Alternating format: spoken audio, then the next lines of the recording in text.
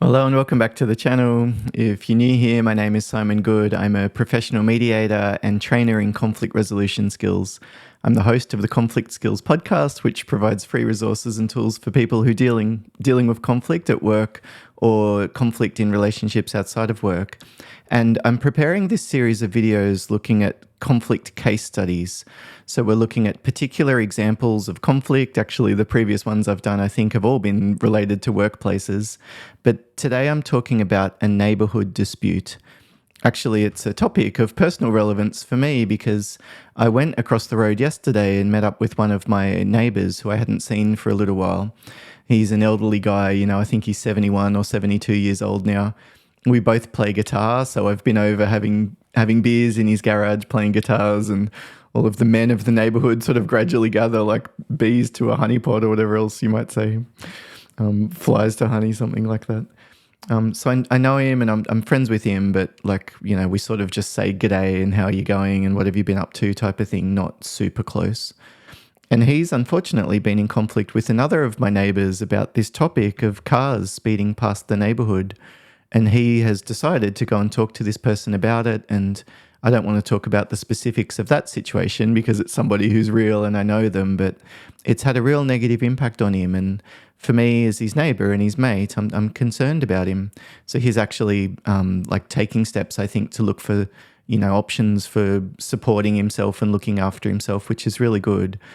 I don't think I'm probably going to do anything in this particular dispute that's between him and this other neighbour that we've got. But I suppose this could be an option where someone like me as a mediator could potentially be like a third party who would come in to help. I thought, though, what might be useful is some tips for people like my neighbour. Like, how do you raise an issue like somebody that you live near is driving too fast past your house and maybe there's young kids there or something like that, which is the reason for your concern? But of course, raising an issue with a neighbour could be all sorts of different topics or, disputes that might come up. A lot of apartment buildings I know are annoyed because people above them or below them are doing something like smoking cigarettes out on the balcony or dropping rubbish down, or water will run from one balcony down to the next, or maybe it's just the old people above you or below you are too noisy and you're hitting the roof above you with a broom. Should you go and ask them to turn the music down? Should you go and ask them to, stop smoking? And if you do decide to do that, how should you do it? I've noticed that this is an area that a lot of people don't feel very confident in. And to be frank, a lot of the stories that I've heard about people going and raising it with someone sounds like it hasn't gone well.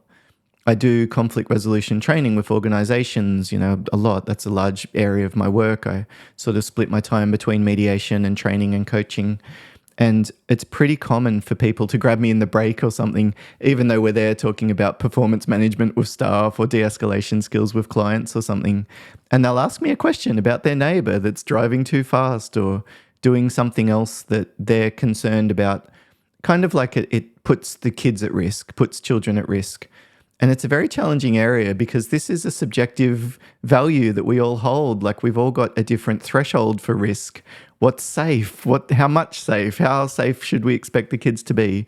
Whose responsibility is what in terms of the safety? Like car safety, for example, you've got the driver, but then obviously the parents who are supervising the kids, and the kids themselves need to take some responsibility for their behaviours at some stage as they get older. You don't want them to be right on the brink of becoming an adult and still just absolutely clueless about the impact that they're making on the world and the reciprocal influence that has, how it tends to bounce back at them if they're taking risks, for example. So I think probably people expect that it's going to be data conflict, like we're going to talk about the facts, but actually what this often involves is values conflict, like we've got a subjective interpretation of what should happen, so to speak.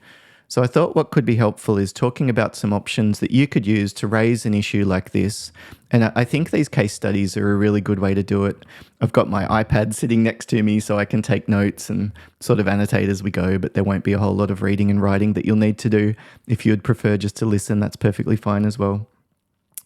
I've done it a little bit differently today. I've structured the case study across a couple of different slides just so that the text is a bit easier for you to read. But I'd love to hear from you. Like, is this useful? How do you find this approach to conflict resolution training? Is it something that resonates? Are there any questions? Are there any comments or feedback? That kind of thing. So let me read the first part of the conflict, which is kind of an overview of the incident. Oh, sorry. The first part of the conflict is the background, then we'll look at the incident. So we've got Kevin, it's not his real name, a retired man who lives in a quiet suburban neighbourhood for over 20 years. He values the safety and the tranquility of the area, particularly given the presence of several young children, including those in the house next door. And this is true, that we do have young children, and one of the children that he's probably concerned about is my own child, an 8-year-old, Louis. I think he's pretty good in terms of road safety, but you just don't know if he's in that really excited kind of state. I wouldn't put it past him to dash across, something like that if he didn't hear the car coming or whatever, and other kids were going. 6 months ago, Jim, a father of 3 children under 6, moved into a nearby property. It's not actually the adjacent property, but it's nearby. So we've got this new neighbour coming in who also has young kids. Jim's household is lively with the typical noise and activity that comes from young children. I'm not familiar with the background in reality, or I didn't really think it through in the case study, but of course it's possible that they might have had a little bit of conflict or a history of communication in the relationship. I think often when you're going to raise an issue with a neighbour though, like your dog's barking all night or stop mowing that section of my block or something like that, you probably don't know them particularly well. I think often when you do know the person that you live next to, you just talk to them about it. So these situations where you would do more preparation and thinking are probably when there's less familiarity with the people that are involved. So what's going on here? Well, we've got the retired man. We've got the retired man, Kevin. And what would he value? Like, it says that he values safety and tranquility of the area. So for him, it's probably a large reason why he stayed living here. But this would be something that he might feel almost like a vested interest in protecting. And then you've got Jim coming in, and we don't actually know a whole lot about what Jim values. Like, why did he move into the area? What are the things that he likes or dislikes? Like, what's important to him? He does have young kids, which is interesting, and I'm not sure if Kevin would be aware of that or not. But Jim might also value safety and tranquility, but we've got the typical noise and activity that comes with young children here. So it's possible that this tranquility has been clashing with the noise, do you know what I mean? This is what we would call interest conflict. Like, I would prefer it to be quieter and you would prefer it to be louder. Now, we can talk through this type of conflict. Often it involves deciding how assertive that you want to be. There would be some situations like it's midnight or something and you're trying to get to sleep. I might just be very assertive in terms of negotiating interests and say, could you please keep it down? In other situations, it's a Saturday afternoon and there's a lot of noise. I might be completely accommodating and just let it go. And in other scenarios, I might sort of take a middle ground and maybe compromise. So that would be how we could resolve that type of conflict. But as I said, I don't think that people driving too fast is necessarily an interest conflict. I would be very surprised if I talked to someone and I would say, what are you trying to do? Put the kids at risk? If anybody would say yes. Do you know what I mean? Like, it's almost like this bizarre red herring that we can throw out there. Like, why are you putting the kids at risk? And of course it triggers defensiveness because the person interprets that as criticism. So let's go on to this next slide and we'll look at an overview of a real incident that happened. I don't know when this actually occurred. I think it was a couple of months ago, but the reason that I decided to talk about this case study was because I've seen the impact on my neighbour who I'm more friends with. He's talked about it's really shaken him up, eroded his confidence. I think there's been a few other things that he was managing as well on the health front, and there's been a real cumulative impact, unfortunately. It sounds like even some of his family have been a little bit concerned about him. So the conflict began on a weekday afternoon when Kevin observed a car speeding past his home. Concerned about the safety of the children in the neighbourhood, Kevin paid close attention and noted that the car was the same one he had seen speeding on previous occasions. He didn't actually in reality notice as much as he thought that he did. This is one of the areas where I paid particular attention. I'm sure that it was. Well, yeah, I mean, that's in the eye of the perceiver, just how sure you are, right? I'm not going to trust your view just because you tell me that you were paying particular attention or something like that. So in reality, he actually only observed the colour and, broadly the shape and the type of vehicle that was driving past. But that's not unsurprising that people might want to almost view their own perception as more accurate than it might otherwise be. Like, I was paying clear attention. I didn't watch because I've seen it happen before. Oh yeah, what was their number plate? Oh, I didn't happen to catch that, but I was looking. Like, it's just so easy to poke holes in that type of an argument too. So I don't think for Kevin it would be particularly helpful for him to come and say, I've been watching, I've seen you do it multiple times, that kind of thing. So he's seen it speeding past on more than one occasion, previous occasions. And so he considered his options for about 30 minutes. That's such a helpful idea because it gives him the chance to cool off, go inside, have a drink of water, sit in the air conditioning, do some deep breathing, just pace around, bounce a stress ball, punch a punching bag, do some gardening, like whatever the thing is that kind of gives you a bit of a reset.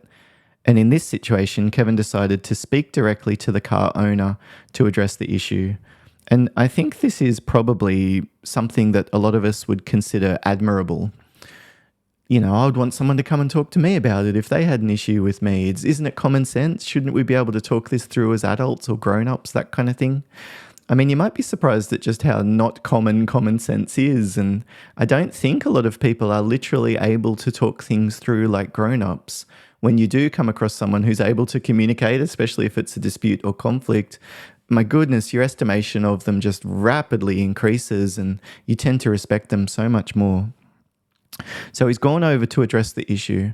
So here's the thing that I guess is a little bit of a disconnect here. You've decided to raise it directly with them. Now, was your only option to go and knock on their door to talk it through? When I'm confronting a staff member about a performance issue, for example, what I often use is something called a short fuse appointment. In other words, I don't want to talk to them now because that might seem a little bit intrusive and put them on the spot and trigger a bit of defensiveness and maybe make them feel a bit overwhelmed. I would probably be more likely to say, hey mate, I just wanted to run something by you. Is it a good time now? Or I'd be happy to come back later this Arvo. What works best for you? Or put a note in their mailbox with your phone number and say, g'day mate, I just noticed something today. I was wondering if you might give me a call. Or at least I would probably go and knock on the door a longer time after the incident. The reason for that is because let's imagine the mindset of somebody who's driving very fast in a suburban neighbourhood. Like, giving them the benefit of the doubt, it's possible that they were responding to some kind of an emergency, or they, at the very least, I wouldn't be surprised if they were a little bit worked up themselves, in a bit of a panic and, running late for things, a medical appointment. Like, you just don't know what's going on in people's lives, I suppose. But if people are driving very fast, it's that frenetic, like breaking the rules, slightly risk-taking kind of behavior, I probably would assume they might be a little bit escalated. So personally, I would be inclined to go and knock on their door later, like 5, this is all social norms and you've got a different style to me, you're living in a different context. But for me, probably 5:30 or 6 or something like that would be what I'd do before, families start to cook dinner, but after people might have gotten home from work. And I actually wouldn't hate it if I ended up getting to talk to their partner or someone else in the house. And I'd say, g'day, mate, I'm sorry I haven't had a chance to meet you. My name's Simon. I was just hoping to catch up with your dad. Is he home? No. Would you mind letting him know I might just come by later? I'm just up the road here. It's nothing urgent. So if he's tied up or whatever, it's not a big deal. I can catch him another time. So I'm really trying to lower the stakes here, but I'm setting up that short fuse appointment this afternoon or tomorrow morning. Are we able to touch base? I think it's a good balance because if the person knows why you want to talk to them, it doesn't give them too long to mull on it and stew and get themselves a bit worked up. But it also means that you don't need to put them on the spot to talk about it while you're there, and they weren't expecting it. So Kevin approached Jim's house, knocked on the door. When Jim answered, Kevin expressed his concerns about the speeding car, believing it to be Jim's vehicle. Now, here is a little bit where, as a mediator, I would absolutely ask for more information than I did when I was talking to my friend who was the neighbour. Like he said, I raised it with him and he immediately got his back up or something like that. This is the real friend that I'm talking about. And here it's the same. He raised his concerns about the speeding car, believing it to be Jim's vehicle. Like, it's written in a very neutral, factual kind of way, isn't it? But you can just imagine how worked up Kevin might have been. Like, what the bloody hell's the matter with you, mate? God, you must have been doing 80 kilometres an hour. Or there's young kids here, what's wrong with you? Like all this type of stuff. Like people are so much more abrasive, I think, and full on than they actually realize that they are. It's funny, sometimes even I've filmed mediations for myself, for my own purposes, like clinical supervision, and I half consider sometimes showing clients and saying, do you realize this is how silly you look when you're on your worst behavior or something like that? However, Jim's reaction was defensive and hostile. So what does this tell us about the way that Kevin raised the issue, do you think? If Jim's reaction is defensive and hostile, do you think that Kevin raised the issue in a way that was really careful and considered and made Jim feel acknowledged and safe, and it set up this collaborative mutual frame for resolving the issue together? I doubt it. It was probably perceived as criticism. He'd probably come in and said, you've done this wrong, and the other person said something along the lines of, no, I haven't, or no, it wasn't wrong, or it wasn't me, or I don't know, whatever you'd like to say. Like, you've got a nerve coming and accusing me of this type of thing. So I don't know what defensive means. It might have been that sort of like, how dare you raise this with me? I wasn't breaking the law. You know, what are you, the sheriff of what's sensible kind of thing? It might be that they think that it just isn't true. Like it wasn't them. It must have been someone else. They might think that you're wrong. Like your perception is a bit skew-if and maybe you weren't paying as careful attention as you thought that you were, kind of thing. It might be just that this isn't the time and place for them, and this isn't something that you would do, like go and knock on your neighbour's door and tell them that you've got a problem with them. I mean, I think in some cultures this would probably be quite a dangerous thing to do, especially if, I don't know, I mean, I look at all the caricatures from different parts of America, etc. But I mean, if my neighbour has weapons, I would probably go and knock on their door in an extremely careful way, whereas in Australia we tend to feel a little bit more safe. So here we've got Jim's reactions, defensive and hostile. Feeling criticised, Jim raised his voice and stepped out of the doorway. So this is interesting, like the person whose home it was came out, like, how dare you kind of thing. And whenever we move towards people, it tends to trigger subconsciously this fight or flight response. I find sometimes moving towards or away from people can trigger the fight or flight response, to be honest. So I tend to try and keep at least 2 arms length distance. But in reality, if I was knocking on my neighbour's door and saying, mate, can you turn the music down, or your dog's barking, or I don't know what else we might say, did you steal my wheelie bins? I'd probably stand a little bit further away. This is cultural norms, but I'd probably be 3 or 4 arms lengths away kind of thing. And if they came out on the porch, like that's something that the interpretation of that's open to the eye of the perceiver, right? Like coming out into the porch, is that a way that is intimidating? So it says here that Kevin found the way that he stepped out intimidating, but this is a subjective decision, right? Like this isn't you intimidated me. This is like I felt intimidated. So the reason that I often would suggest leaving a little bit more room when you knock on the door or ring the doorbell and then walking back a bit is because it lets them move out. And there might be multiple reasons why they moved out of the doorway. I know this neighbour has 2 little dogs and 2 little kids, and probably all 4 of those little creatures weren't meant to be outside on the front lawn at that time. He might have wanted to have the conversation privately without exposing kids to it. He might have a baby sleeping in the back room and he wanted to come out to lower the noise. Like, you know, when somebody approaches us and we've just raised an issue with them, it probably does feel intimidating. But that doesn't necessarily mean anything about their intention or what we should do as a reaction, if you know what I mean. So I think that would be one where Kevin should notice that, but probably just self-regulate where possible. Take a step back yourself, but do some deep breathing, lower your shoulders, stand up straight, put your arms just down by your side. Try to display this impression of calm confidence. It's kind of like the duck above water that seems very calm, even if underneath the surface you're paddling and stressing out and freaking out or whatever else might be happening. So it escalated from there. Sensing the conversation was not productive, Kevin attempted to de-escalate by saying, "If I have the wrong car, I apologise." So I presume then Jim was probably saying something like, it wasn't me, or you've probably got it wrong, or something like that. So Kevin's then said, if I've got the wrong car, then I apologise. So he's taken it to data conflict. It was you or it wasn't you. That's the thing that we're in conflict with here. But actually, probably there would have been an opportunity to talk about values, I think. Like, look, I know you probably want the same thing as me, is that the kids around are all kept safe. Look, I thought you might be driving too fast, and I wanted to just ask if you could lower your speed.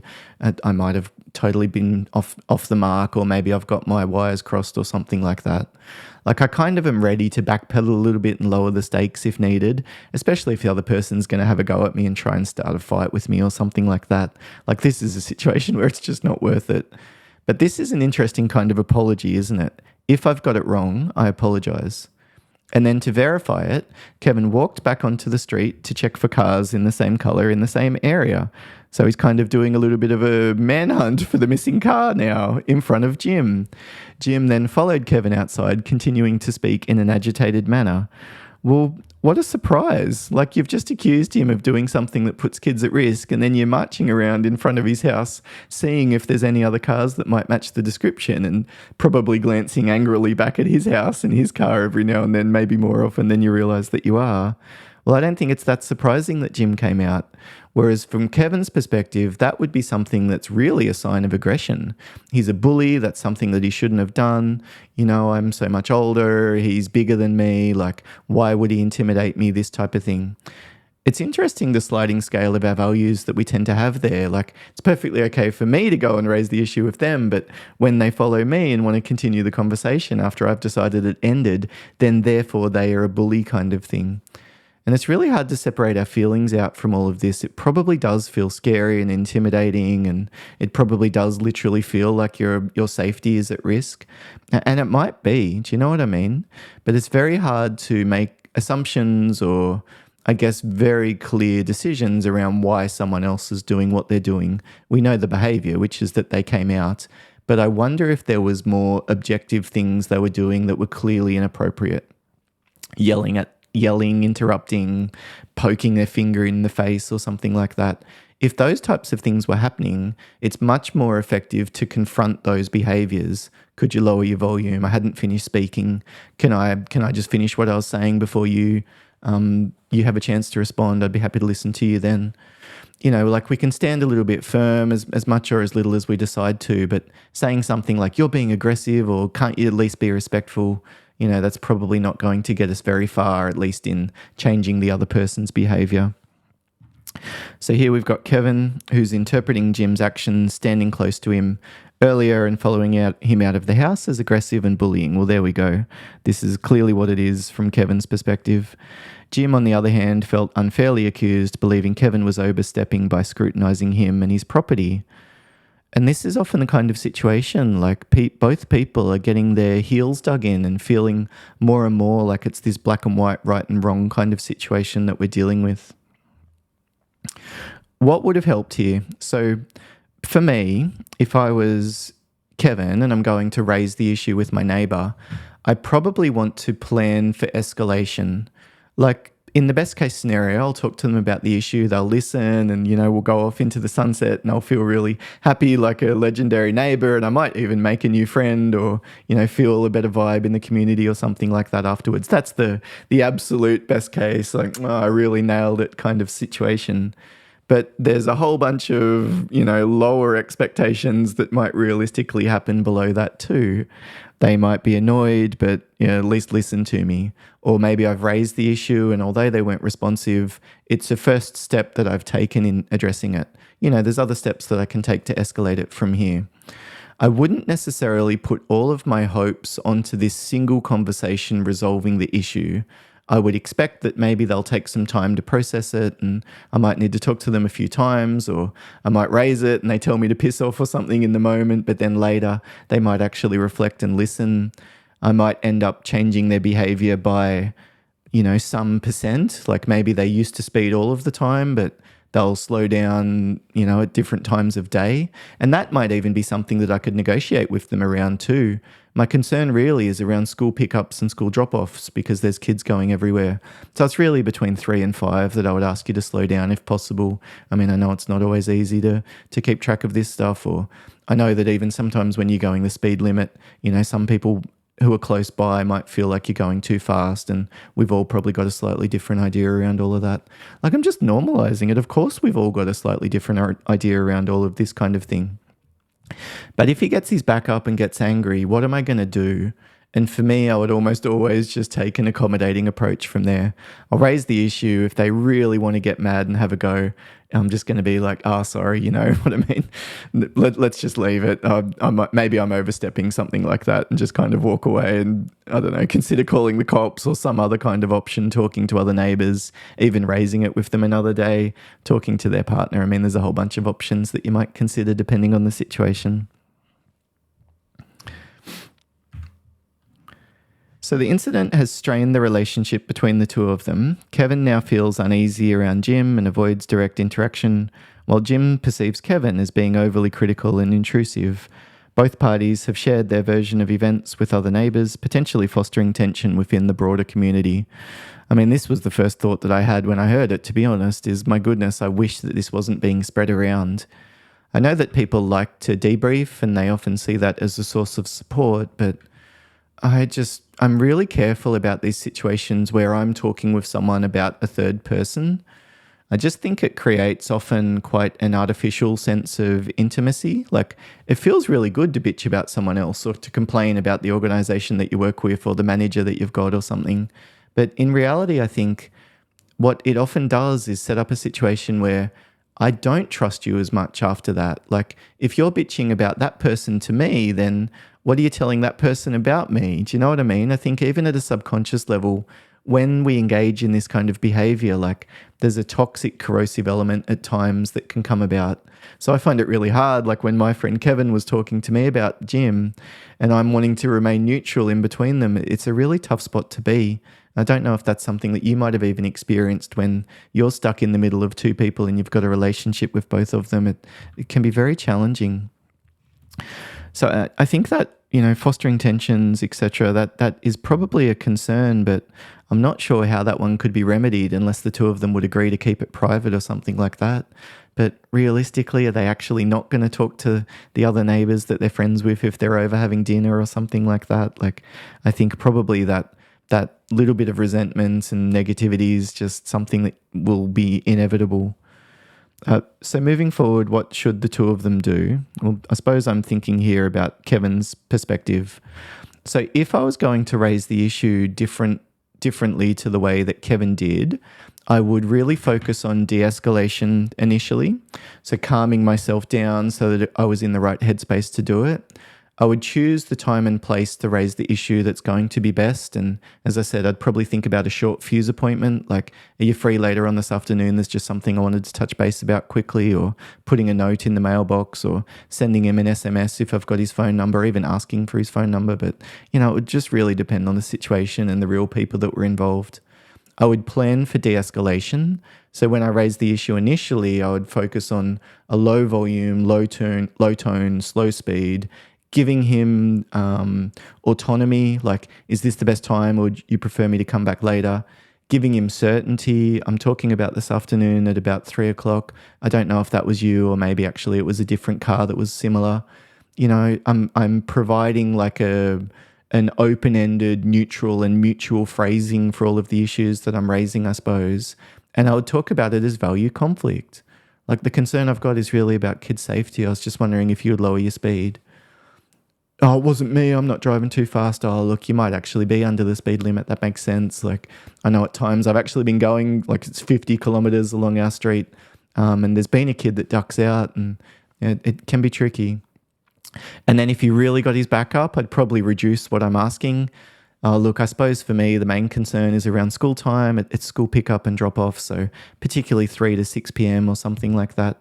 I just wonder if you would be able to pay careful attention then.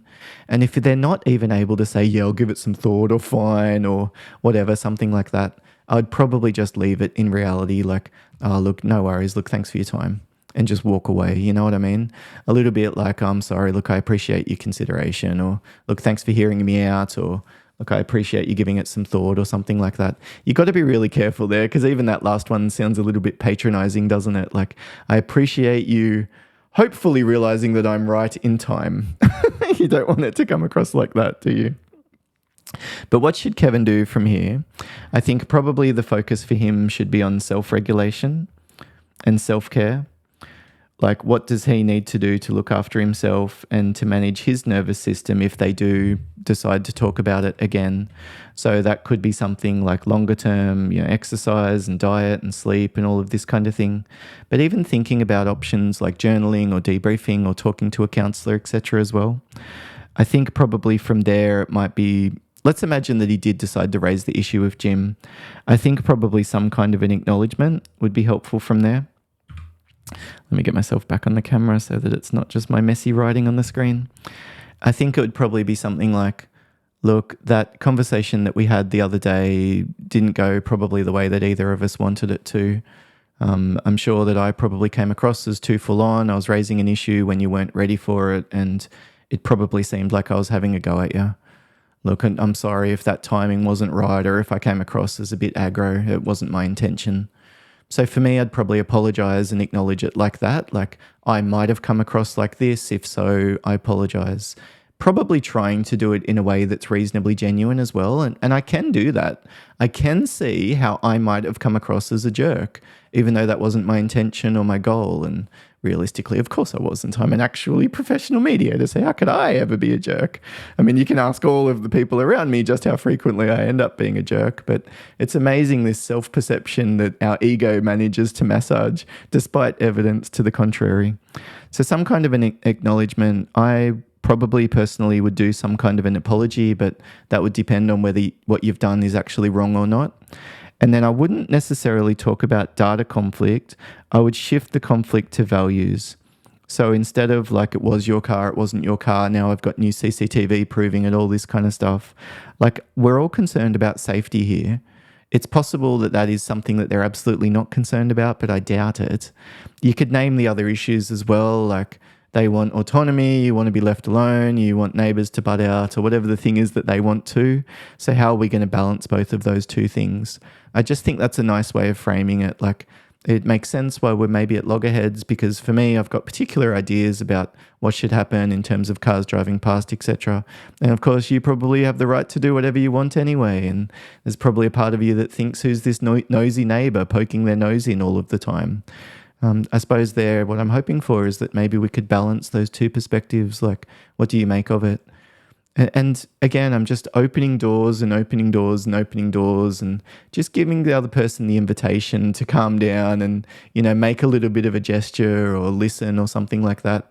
And they might say, like, the first hint that I have that, yeah, no, I've seen other people drive past, or I think you're thinking not about the locals, it's probably all the tourists or something like that. I'd look for an opportunity to empathize and connect. That makes sense. Yeah, you're right. Some of the tourists don't know the roads and they end up driving a lot faster than I think a lot of us locals knows safe. And we know the houses around that have kids as well, don't we? So we're able to slow down when needed to. Like, it's a little bit of a subtle way of reinforcing the bit of what they've said that matches what you think, but that can be an effective tactic to use too. But you want to do that empathy in a way that comes across as genuine. It shouldn't be too manipulative or condescending or that kind of thing.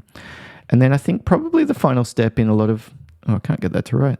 Probably the final step in a lot of situations is shift to the next steps.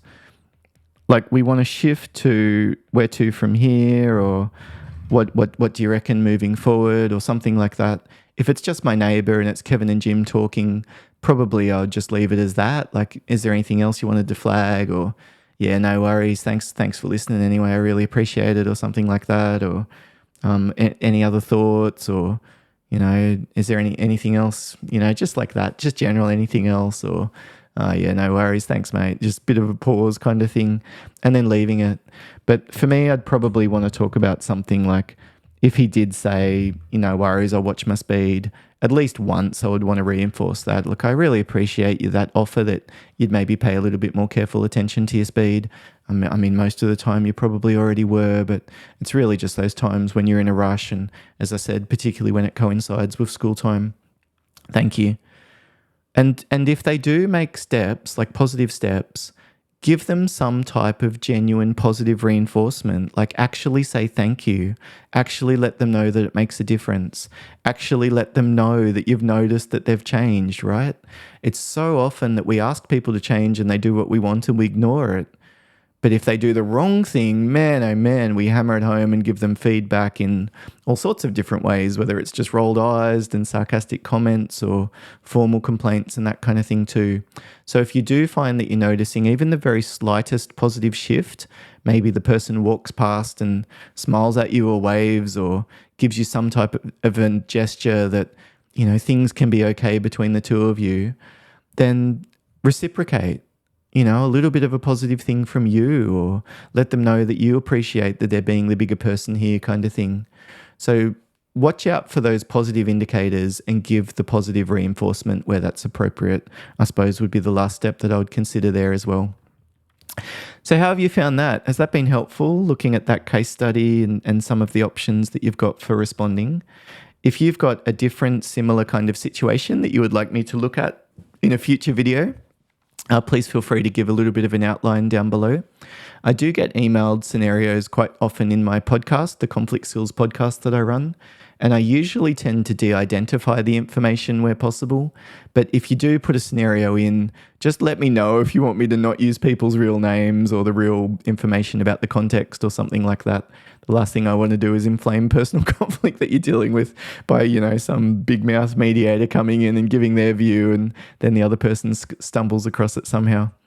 If this video has been useful for you, I'd be incredibly grateful if you would leave a thumbs up and maybe leave a comment as well, like good or that was helpful or something like that. Just a generic kind of comment, but it's a cue to the algorithm that's really helpful for a tiny little channel like this one. And if you would like any additional tools around conflict resolution, conflict management, de-escalation, assertiveness, effective communication, please consider pressing subscribe. All the best managing the conflict situations that you're dealing with. And if it's a neighbour that's driving too fast, I hope that you're able to move things towards a bit of a resolution. Bye for now.